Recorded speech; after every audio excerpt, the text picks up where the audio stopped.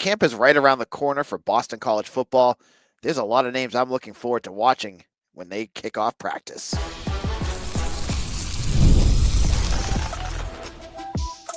You are Locked On Boston College, your daily podcast on the Boston College Eagles. Part of the Locked On Podcast Network, your team every day. Hello, everyone, and welcome. This is Locked On Boston College, your team every day. I'm your host, AJ Black. I'm the editor of Eagle Insider, part of the 247 Network. Check out my work over there. Today's episode is brought to you by Game Time. Download the Game Time app, create an account, and use code Locked On College for $20 off your first purchase. Today's episode, basketball. They get smoked by Louisville. I'll explain what happened, and I'll explain about if BC does move on past Earl Grant. One coach I just don't think is a right fit. I'll explain who that is in one of our segments. But I want to talk about camp. Camp is right around the corner for BC football, probably in about a month. But I wanted to give you 20 names I am going to be looking for, and I'll explain what that looks like in just a moment. So spring football is right around the corner. The team right now is in weight training. They're working with Craig Fitzgerald as they get ready for the 2025 season. This is the first step. This is where you get your guys in physical shape. You get them worked up, more muscles, more endurance, all that good stuff. This is a big moment in the season that a lot of fans don't get to see a lot of. And honestly, media doesn't either because it's closed. Media practices start soon. Probably early March. They have not announced the date yet. It's going to culminate after 15 practices with the Jay McGillis spring game in Alumni Stadium. Last year was a lot of fun with that spring game. Remember, that was the game Bill O'Brien, it was his first spring game as head coach of BC. He had a microphone. You could hear him talking. It was one of the more enjoyable spring games I've ever been to. But with practice starting, there will be practices that will not be open to the public, all of them. But they'll be open to select. Some of it will be open to the media. I'm not sure how they're going to do that this year. A lot of the ends of last year was closed. Maybe they'll open more again like they did last spring. So as a media member who gets to watch this, I'm going to be there reporting on all of this for you, and I'll get as much info on who's rocking it, who's balling out, who's making big plays. I'll give you all that on our shows later when that comes. But I've already started to gather my notes, gather who I'm really excited to look forward to watching. And to do this, there's got to be close to 105 players on this roster. I'm a BC nut myself. I'll be excited to watch all of them, but I picked out 20, and I did it by different categories. I'm going to pick 5 in these different categories. 5 returners, 5 young players moving up. These are guys that have not really had a chance to play yet with the first team, but if they have a good spring and summer, they could be moving up. I'll tell you who those 5 are. 5 transfers, and then we'll end it off with 5 true freshmen. So let's start this off. Who are some 5 players that I can't wait to see? Now, before we get into this, actually, AJ, slow down. Get yourself too excited. When I made this list, I wrote a note to myself. Mention to the audience that it's not clear if Alex Broom, Owen McGowan, Jaden Skeet, or Amari Jackson will be back. Now, these are all guys that got lost for the season with season-ending injuries. Alex Broom, I believe, was hurt in spring practice, so he may be back. But the other ones, I have no idea. And medical, as I keep telling you guys, because you guys all come up to me asking about it, medical updates, they usually don't give us. They'll say, they're day-to-day or whatever. So those guys I'm not putting on this list because I'm not sure if they will be there or not. And we'll find out when we get to practice, and that'll be other things I can give you on. Now let's go with the returners. Obviously, number 1 is going to be QB number 1, Grayson James. I am very excited to see what he does now that the position is his to lose. And that's kind of what it is at this point. Like, he's the presumptive starter going into camp, and he's going to have to beat out Dylan Lonergan for that spot. But how is he going to continue developing? I was blown away at the amount I saw from spring to summer to the Western Kentucky game to what we saw in November. He looked like a completely different quarterback.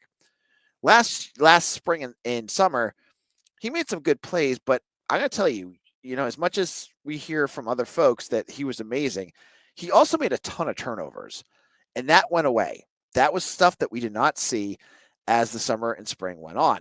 Now we know what he can do. Can he continue to build on that? He's a good decision maker. He's got a good arm. He's doing a great job with his reads. How much can he develop?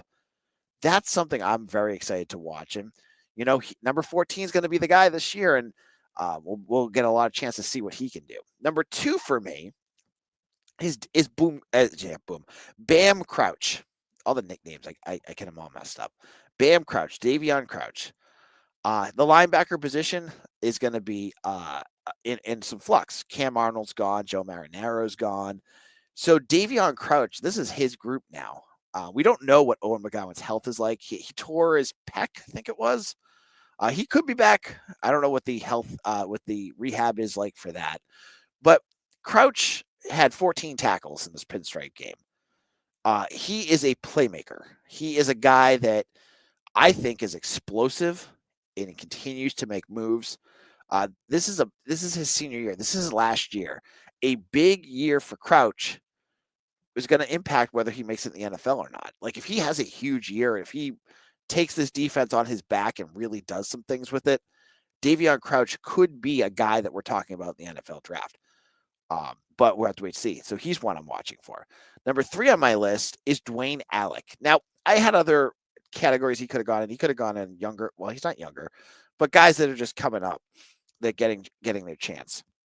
He's going to get the chance to start at guard, and maybe even potentially center. I think there's potential that he could be center too, but he's been around forever. I feel like he's been here for 5 or 6 years. Remember, he was, I think he came in as a defensive end or defensive tackle and then moved over to offensive lineman. He's a veteran now. This is his chance. He's got a big opportunity ahead of him for Dwayne Alec to grasp one of those starting guard positions or center and make it his. There's going to be other guys fighting for that. We're not going to get to see Tommy Matheson until the summer. And Amir Johnson, I've heard from, when I talked to Mitch watching his film, he's pretty raw. So I'm pretty sure he may not be it, but there's other guys that are on this roster, Michael Krauts or Eric Dougherty that are going to try to get that spot. So I'm going to be looking to see what Eric Dougherty does. And I heard a funny, not Eric Dougherty, Dwayne Alec, what he can do. So he's going to be someone I'm watching for. Number 4 on my list is, I think, one of your favorites, someone that we love talking about on this podcast, and that is Turbo Richard. Turbo Richard's going to be completely healthy. He was healthy during the pinstripe game, but now he's got months to heal to get himself ready. And the reason why I'm excited is Kai Robichaux and Trayshawn Ward are gone. This is now Turbo's room. How will Turbo handle being the number 1 running back? It's going to be a lot of, I think there's going to be a lot of running back by committee. But if Turbo is explosive, if he is as dynamic as he's looked, remember that 50-yard screen pass that he took. We've seen other examples of this. You got to get him the ball more. Like you want to do, like you want to keep the tread on the tires. But if Turbo can do it, man, he could be special. So just seeing if he, being the every down back, if he is going to be that special, that's going to be something to watch because the offense will go through him more if he is as good as I think he could be. And finally, for returners, another one I want to watch on the defensive side of the ball is Ashton McShane. I almost put Omar Thornton here or Carter Davis. But I'm going to go with Ashton McShane here because this, he got talk about getting tossed into the fire here. Ashton McShane, like he had to do everything last year as a starter. He went against Ja'Cory Brooks on Louisville, who's going to be, an NFL draft pick, former Alabama player, like trial by fire for this guy. And he held his own. He wasn't a liability. And I thought he had his moments too. Like, I'm not saying it like, he was just fine. Like there's something there. Now that he's had a full year, what will Ashton McShane do? And that, I think, is going to be something to watch for. Continuing on, we'll do two out of the young moving ups, and then we'll get into our follow up segments in a little bit. Young movings up. I'm gonna go quickly through these.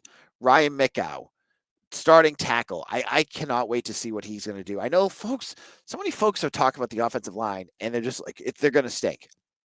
You haven't watched some of the guys. You just don't know. What you don't know is some of these guys could be good. Ryan Mickow is one of them. Another one, I'm going to go with the offensive line again. Eric Dougherty.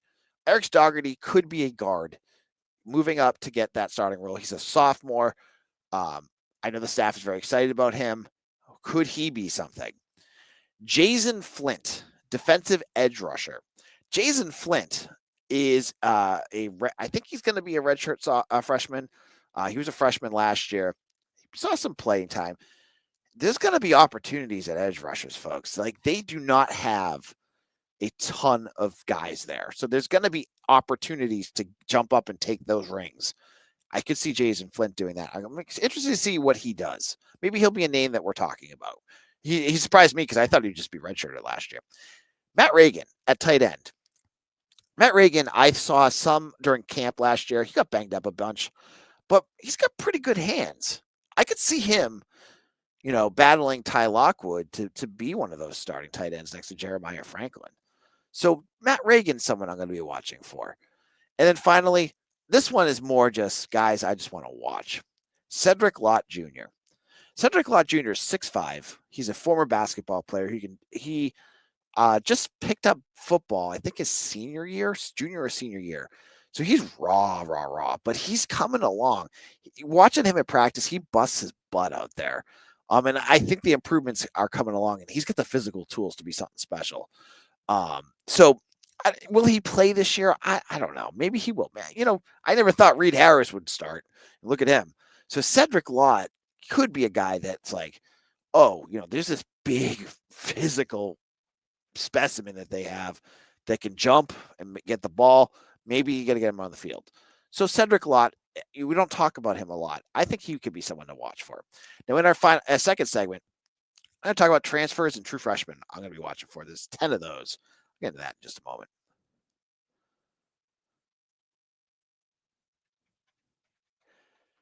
Folks, I got to tell you about my friends over at Game Time. Looking for tickets to your next big event? Whether it's a concert, a comedy show, or a sports game, finding the right ticket at the right price can be a headache, but with Game Time Picks, it's never been easier. Let me tell you how it works. With Game Time Picks, the app does all the hard work for you. It curates the best deals, so you don't have to waste time searching through endless ticket listings.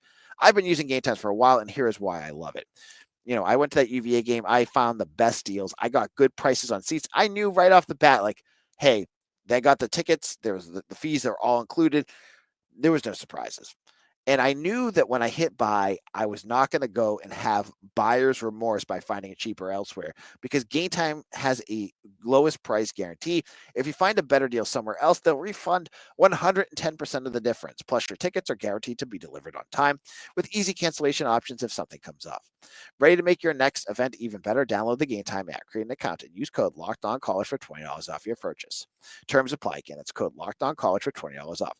Download Game Time today. Last minute tickets, lowest prices guaranteed.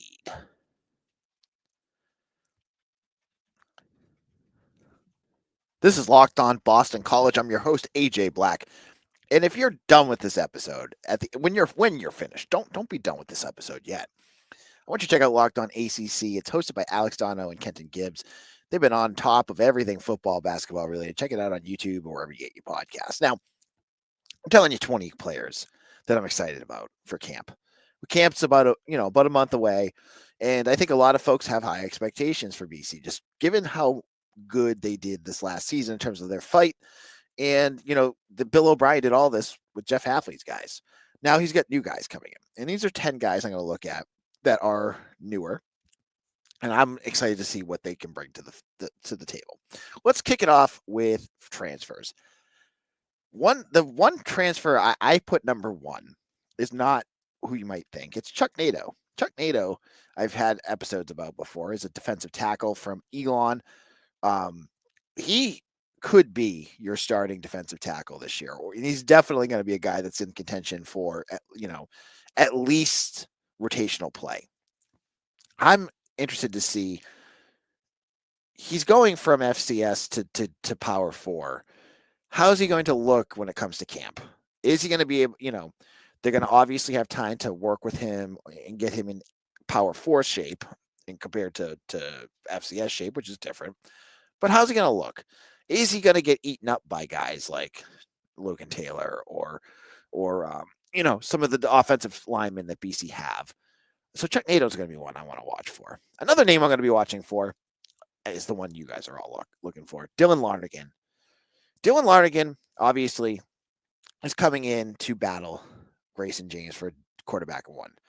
Bill O'Brien knows him very well from his time in Alabama and recruiting him. He has not played significant snaps yet.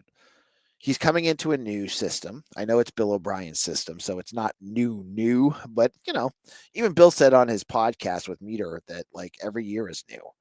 So, he's going to be starting off. How does he gel with the receivers? Which receivers does he gel with? How quickly does he make his reads? How accurate is his ball? Like everything. Like I just want to see everything about Dylan Larnagin. Like, what does the ball look like coming out of his hand? How mobile is he? I'm just looking forward to seeing all of that. So Dylan Larnagin's up there. And it's going to be the battle. That's going to be the other piece. How does he look compared to Grayson James? And if he beats him, will Bill O'Brien really move on from James after installing him as starter last? I think he will, but we'll have to wait and see what happens here. So Dylan Larnagin is my number 2.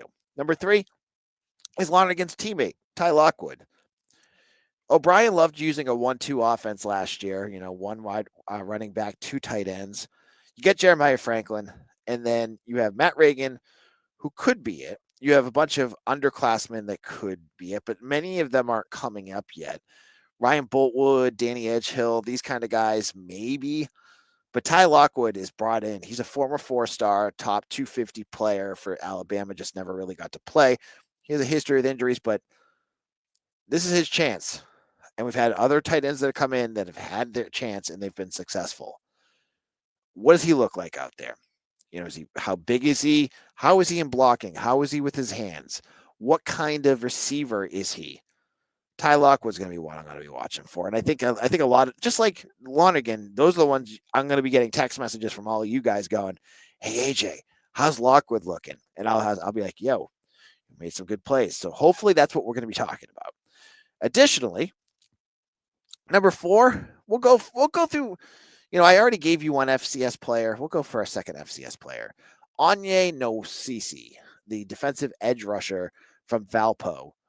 He is coming in with the potential to unseed and steal that second edge rushing role.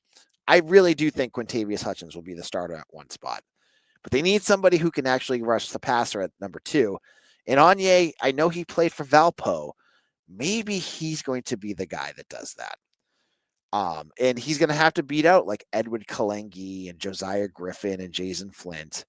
But I'm very interested to see what he looks like because Mitch has said he's got some good moves. He's very quick. Maybe, he's a guy that just jumps up and does it. And finally, I had to put this for a transfer. He's only a walk-on. Give me Seamus Florio. I got to say it. Last year when I went to camp, when I watched a lot of those practices, the punters weren't bad. I don't think they were bad. You guys all saw what happened during the games. Well, they're going to have to figure something out, and Seamus Florio is part of a 2-headed monster that they're hopefully going to figure something with. Can he do it? We'll have to wait and see. He's the transfer from Yale. He's a punter. He's brought in now that Sam Candotti and Ivan Savenko are both gone. Matt Turn's going to have to figure it out. One of those two are going to have to do it. Now, 5 true freshmen. I did a whole article up on Eagle Insider of 10 that I thought could be players this year. I'm going to tell you 5 I want to watch. Number 1, we'll just stay in the same ballpark. Andy Quinn, punter from Ireland. I mean, I'm going to be watching both of these punters. Are they shanking it? How hard they kick? Is he going to be a booming punter? Want to see all that. Number 2 to me is TJ Green. TJ Green's a cornerback. Love his speed. I think he's going to be a special teamer too. Watch out what he can do. Number 3, Nedrick Bolden, wide receiver, nephew of Anquan Bolden. Just as a true freshman, I think there's going to be some spots at wide receiver that are going to be open. Maybe it's Bolden, maybe it's Dawson Poe. There's definitely some guys that could to jump up and get that. My number 4 guy, I'm going to put Shaker Razik here. I could have put him much higher. I just don't expect him to have a big role this year. But I'm interested to see what he does at camp. What does he look like? Does he throw? How's the ball coming out of his hand? Same thing with Dylan Larnagin. The quarterback position. Last year, I say this. Last year I went to camp with the impression in my brain. I was like, Tommy Castellano is going to be the quarterback. Grayson James made some good plays, but I was like, nah, Jacoby Robinson, he's still a work in progress, and the rest of the guys were what they were. This year at camp, you have 3 guys at least that I'm going to be watching like a hawk. And honestly, I'll watch to see what Jacoby Robinson does in terms of his progressions too. But those 3, like Reisig, Larnagin, and James, are going to be really interesting to watch. And my number 1 is Sterling Sanders, who we talked about last week as the 4-star defensive tackle. They've got spots available, and he could be a guy that jumps up and plays right away. So I mentioned a whole bunch of names. Sanders could be the guy. I mean, Andy Quinn probably will be the guy because they're gonna need a punter. But I would put Sanders up there as a guy that you could see right away. And it'll be interesting to see because most times true freshman defensive tackle is not a position you usually see true freshmen jump up and grab a spot, but Sanders is pretty good. So let's wait to see what happens there. Now in our final segment, let's get into some basketball. I'll start it off with say something nice about BC basketball, and then we'll go from there. We'll get into that in just a moment.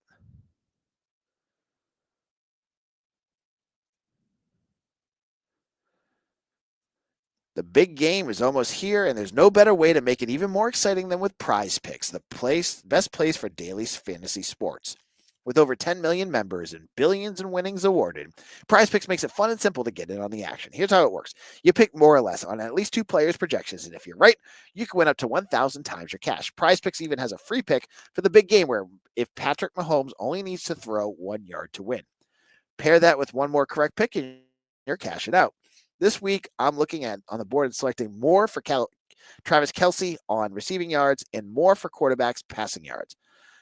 What I love most, fast, safe withdrawals. What did I win? My cash is in my account is a little 15 minutes. Check out the promos tabs. Tail it on any of the sweet Super Millie winners big game lineups. If you tail a lineup that goes 3 for 3, you can win a split of $1 million in promo funds. Download the app today and use code LOCKEDONCollege to get $50 instantly after you play your first $5 lineup. That's Locked On College for $50 off after you play your first $5 lineup. Prize Picks, run your game.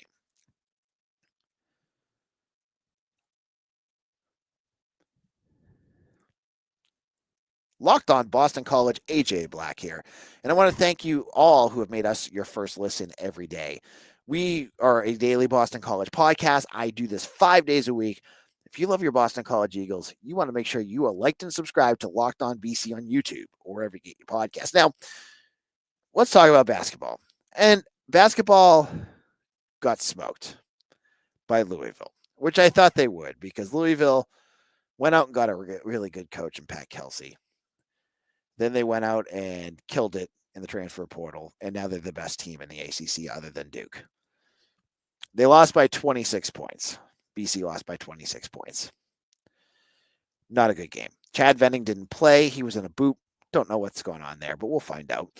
You had injuries during the game. Chaz Kelly got hurt.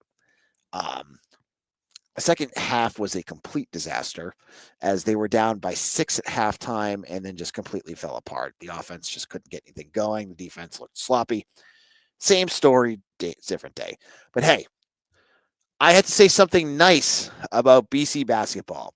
And for today, my say something nice about BC basketball is about Jaden Hastings. Jaden Hastings is another big that looks like Earl Grant is doing a good job developing. I think he had 8 points, 9 rebounds, and 2 blocks. Thrown into the starting lineup against a good Louisville team. Some good development there. So, bravo, Jaden Hastings. Now, at this game was Jared Dudley.